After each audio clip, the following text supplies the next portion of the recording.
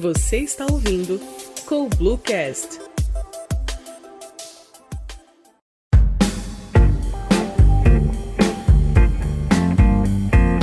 Alessandro, seja super bem-vindo aí, Alessandro da RH Academy.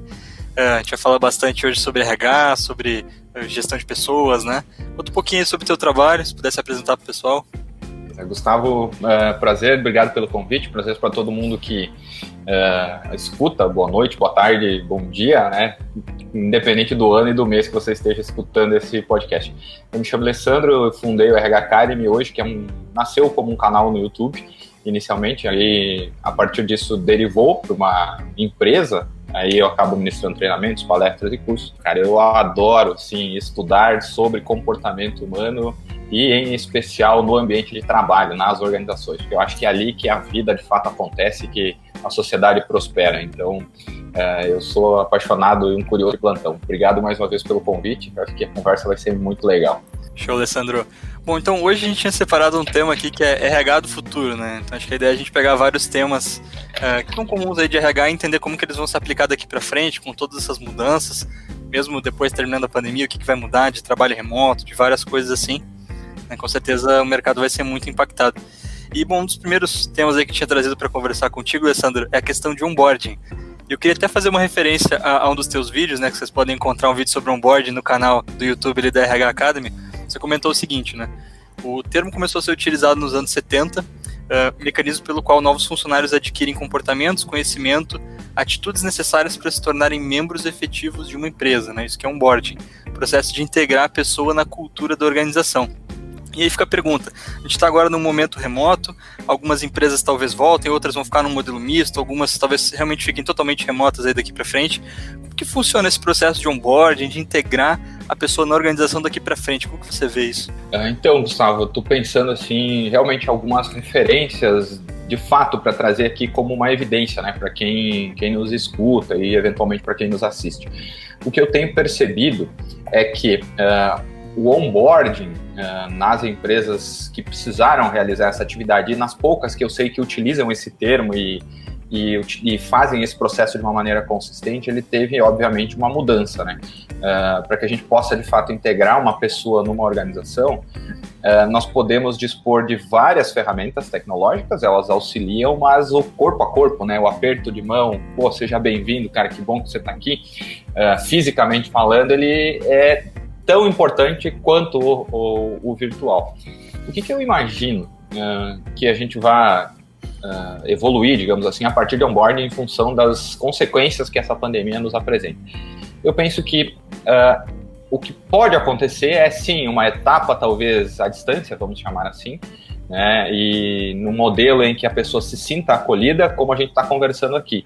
Mas uma alternativa é, talvez, as empresas, ou até o próprio RH, viabilizar, de repente, uma entrega física de algo que represente a empresa na casa dessa pessoa, né? Sei lá, capinha de celular, squeeze, bloco, né? Algo físico. Eu acho que para mim seria importante se eu fosse contratado por uma empresa que tem esse processo, né? E por outro lado também, eu acho que em algum momento a gente vai precisar voltar a conviver fisicamente com as pessoas e aí sim estruturar ou reorganizar esse processo de onboarding para que a pessoa de fato aprenda a cultura, né? Porque a gente acaba aprendendo cultura na vivência, né? No dia a dia, no tom da voz, na maneira como as pessoas gesticulam, e que aqui a gente até, ok, né? A gente consegue ver, mas é diferente. Então, eu acredito, assim, que vai ter um modelo híbrido, sabe?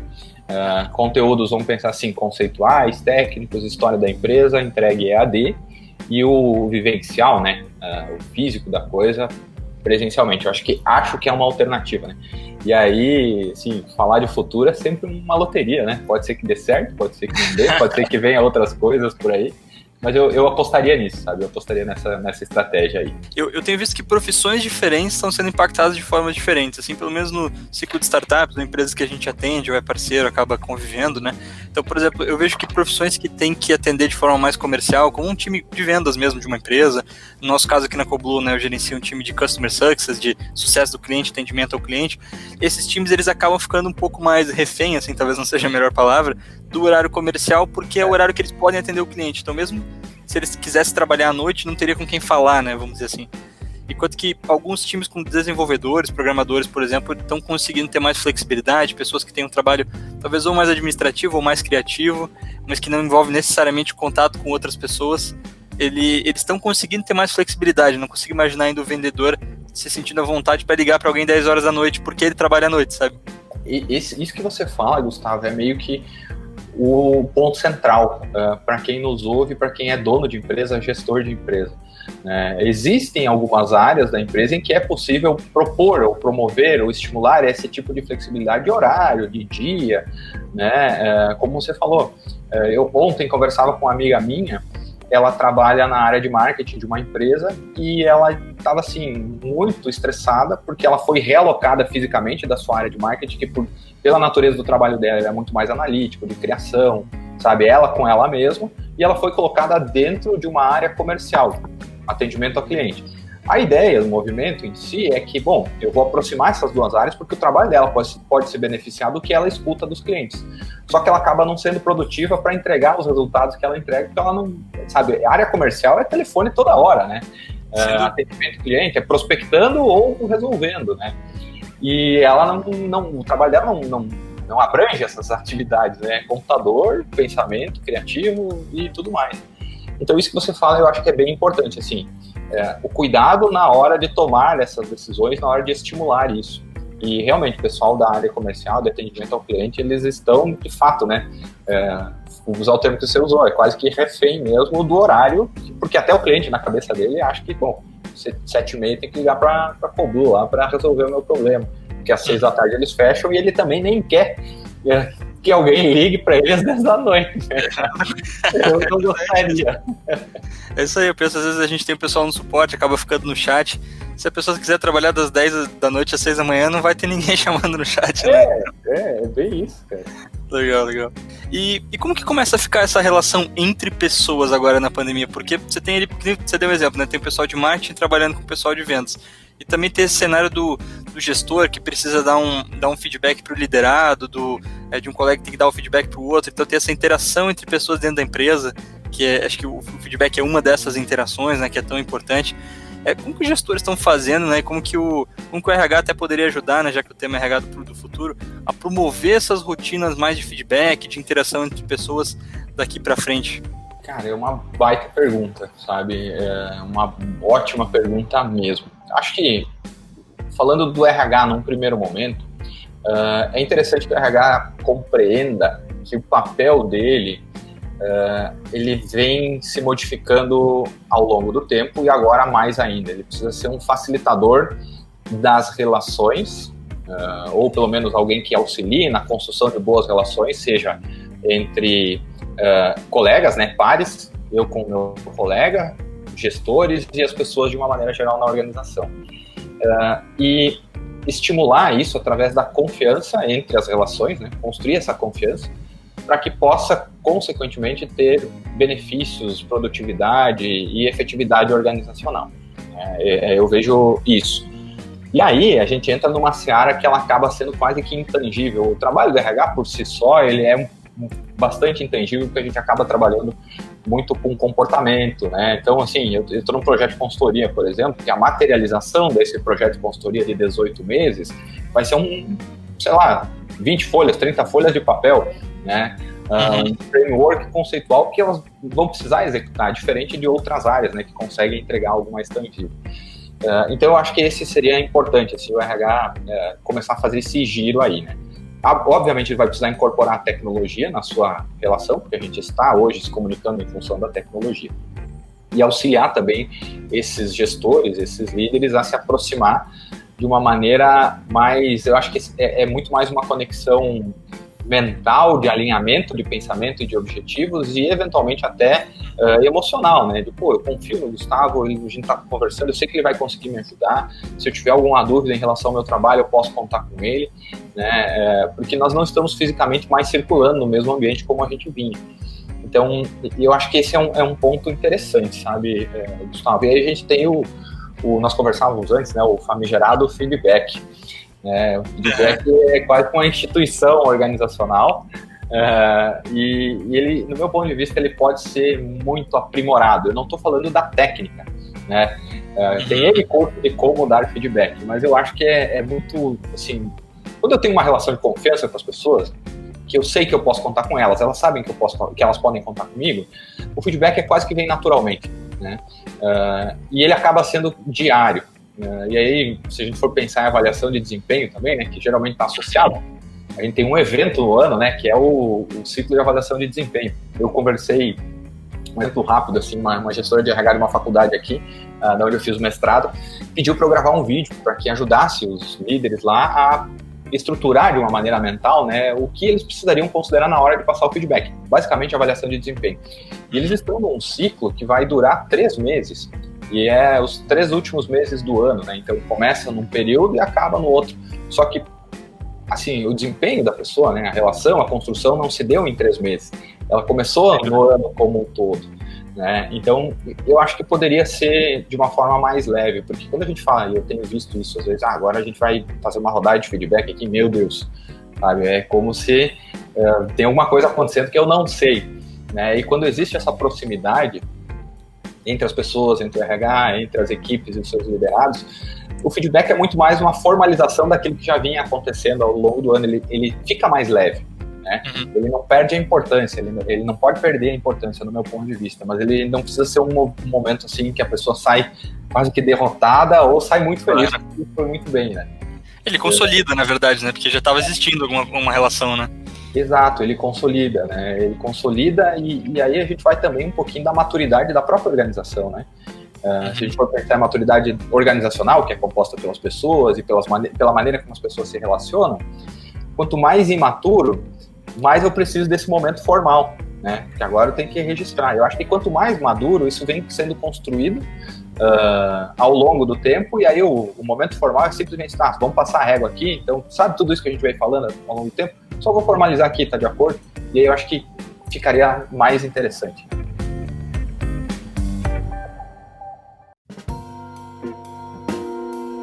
Agora que a gente estava falando de feedback, né, teve uma hora que tu citou um termo ali que é o engajamento, né, então, acho que tu falou ali rapidamente, e eu fico pensando, né, o feedback ele tem com certeza um papel no engajamento, né, acho que até no sentido assim de criar confiança entre o gestor e o liderado, entre pares que estão trocando feedback, talvez se possam se sentir mais engajados, né, e falando um pouquinho do RH agora, assim, como que tu acha que nesse momento que a gente está remoto, que o RH pode fazer para promover mais engajamento, né? As pessoas, será que estão mais ou menos engajadas? Será que o feedback que a gente estava falando tanto até agora é um dos instrumentos para gerar engajamento nas empresas?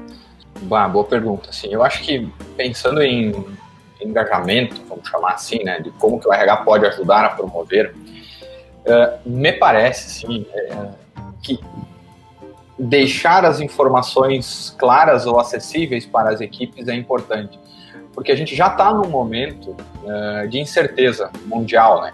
Então, e essa situação externa, ela já por si só é altamente estressante, tanto que existem pesquisas, de novo, já falando de pesquisa, pesquisas que propõem ou pressupõem que a gente vai ter um índice de transtorno de estresse pós-traumático bem mais alto em função da pandemia, né? Que é uma coisa que não acontecia. Transtorno de estresse pós-traumático, para quem não conhece, são pessoas que passaram por um trauma muito violento. Via de regra, soldados que foram para a guerra, né?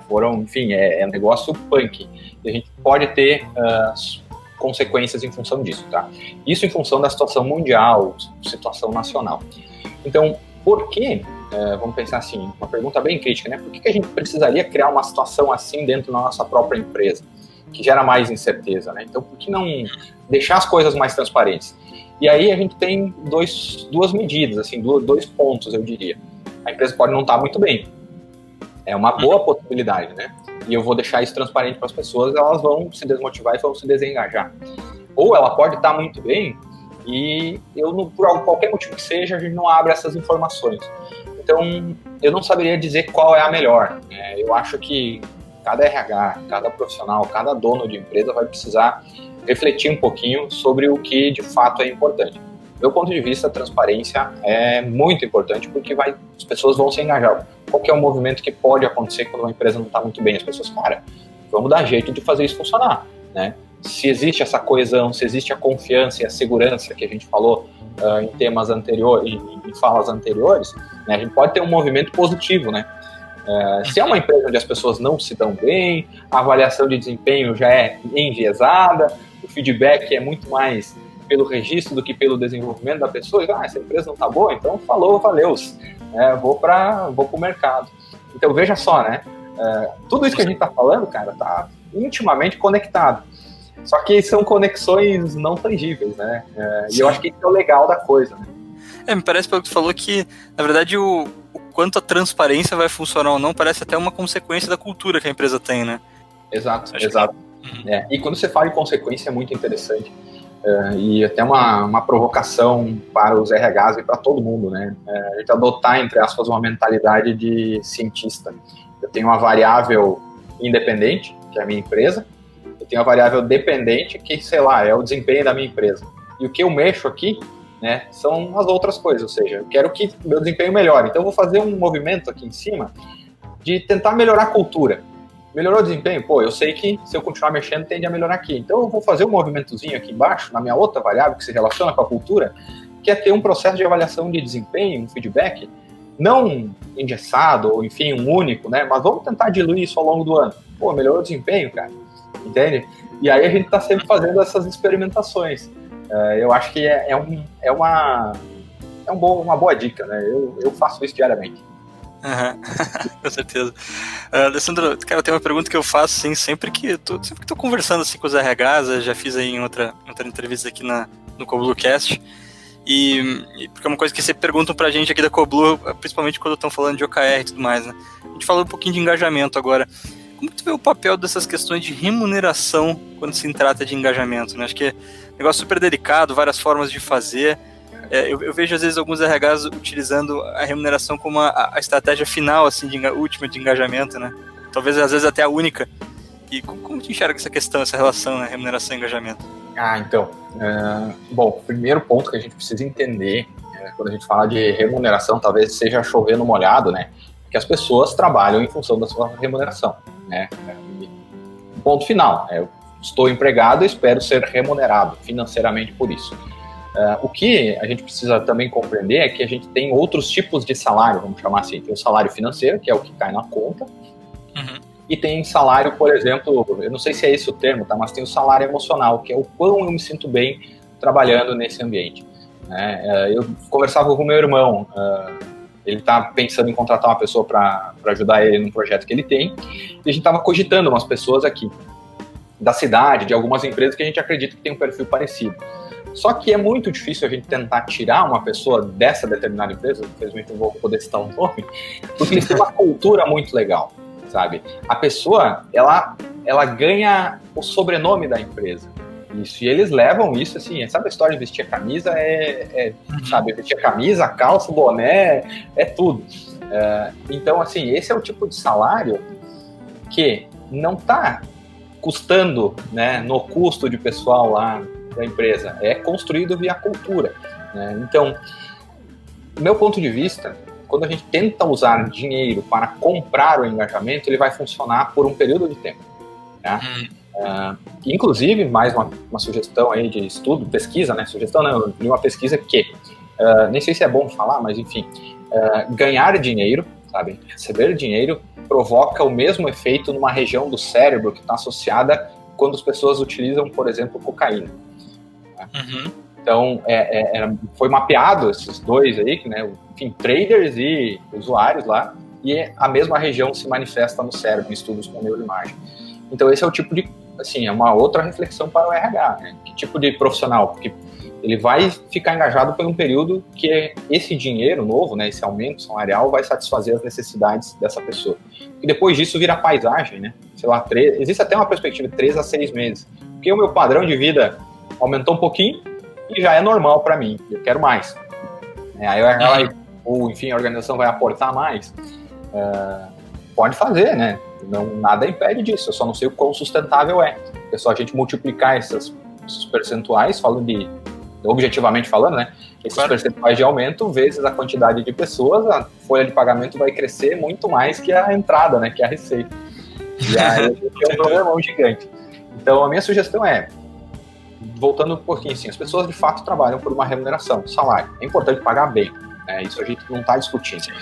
Mas elas não trabalham apenas por isso, né? A gente precisa propor ou promover, ou criar, desenvolver e auxiliar essas pessoas na construção de uma cultura positiva no ambiente de trabalho que está associada com N outros pontos que a gente já falou até aqui, né? Envolve liderança, envolve até o crescimento da empresa, né? As pessoas querem estar numa organização, numa empresa que cresce, né? Que prospera, que faz um trabalho significativo, que devolve alguma coisa para o mundo. Então, eu acho que tem milhares de alternativas aí, tudo isso é possível. O legal na área de gestão de pessoas é que tudo é possível, é só organizar bem.